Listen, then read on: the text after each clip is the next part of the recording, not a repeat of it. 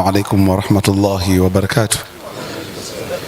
الحمد لله ثم الصلاة والسلام على رسول الله سيدنا ومولانا محمد بن عبد الله صلى الله عليه وسلم.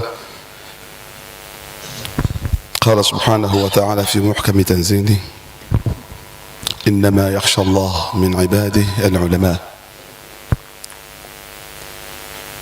Mheshimiwa Mufti Tanzania Dr. Abu Bakar bin Zubair bin Ali na Sheikh mkuu Mheshimiwa Sheikh Muhammad bin Khatib Kigoda, Mheshimiwa mzee wetu Sheikh Yusuf Sidqi mwenyeji wetu, waheshimiwa mashekhi ambao tayari taarifu ishafanyika, kipenzi chetu Sheikh Muhammad kusoma maktaba ni kutembea, jina hili nilimpa katika busati la Mtoro. Mheshimiwa Mufti, nilikuwa na mengi ya kusema, lakini muktadha alhali nakataa. Katika jambo pia uangalie na watu, inawezekana watu wanazungumza wanafanya hivi tu, kumbe wanasema maliza. Wanafikiri pengine wanaitikia naam, kumbe wanakuja ishara za kwamba maliza. Lakini kwa kuwa tupo hapa mahala penye ilmu, maneno yangu mimi mawili tu katika jambo ambalo linampa mwanadamu thamani, ikapatikana ile hadithi udhkuru mahasina mautakum, ukaitafuta hiyo ili uipate, basi hakuna kama ilmu. Hakuna kama ilmu. Wewe unatafuta utajike vizuri kwa wema ukiwa katika maisha ya kidunia baada ya kufa, hakuna kama ilmu. Na hakuna kitu ambacho chafaa kuangaliwa kama elimu, na kwa dunia ya sasa hakuna kitu kinachopuuzwa kama elimu. Na ndio mkaona ulimwengu umefika hapa ulipofika. Wajinga ndio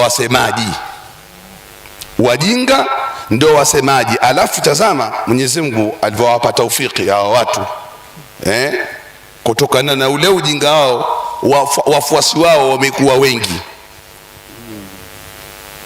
Wafuasi wa hao wajinga wasiotaka kusoma wamekuwa wengi, na dunia ndio inavyotaka sasa hivi. Kwa hiyo ilmu haina nafasi. Kwa hiyo hapa mahala sasa pamestahiki kutazamwa, kwa sababu panatengeneza wanawachuoni. Katika jambo mojawapo linifurahisha, kadhi nimemuona wa mkoa wa Pwani, hii ndio haki ya wanafunzi wote na kuhusieni, kila mahala mtakaposoma rudini pakiwa pana shughuli, waangalieni walimu zenu waliokusomesheni, mtapata futuhu za maisha yenu sana. Hawa wamekamata mikono ya baraka ya maisha yenu.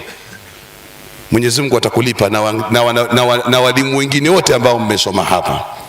Kwa kuwa muda umekataa, nasi hii speaker ina mdudu mbaya sana, kwamba kila ukija tayari vitu vinafunguka huko. Lakini lazima tuchunge nidhamu za wakubwa wetu na walimu zetu. Niseme tu kwamba insha Allah macho yetu yatapatazama hapa. Mheshimiwa Mufti, ubabaishaji wa kielimu, kuna mtu mmoja alikuja kwangu, nataka hutuba ya Ijumaa. Sikiliza, nataka hutuba ya Ijumaa. Kila nikimwambia subiri bwana, shekhi nifanyie mipango na nimepata hutuba, ngasema kwa nini atafuta hutuba ya Ijumaa huyu? Ngasema ngoja kidogo. Nikamuuliza swali sasa la kifiki. Ikiwa wewe ndio umeshasimama kwa hutuba ya Ijumaa au unaswalisha pale, umefika raka ya pili, hujui kama uko katika raka ya kwanza au ya pili, au vile vile imekutokea dharura, udhu umekotoka, unafanyaje? Kasana uchuna tu. Assalamu alaikum wa rahmatullahi wa barakatuh.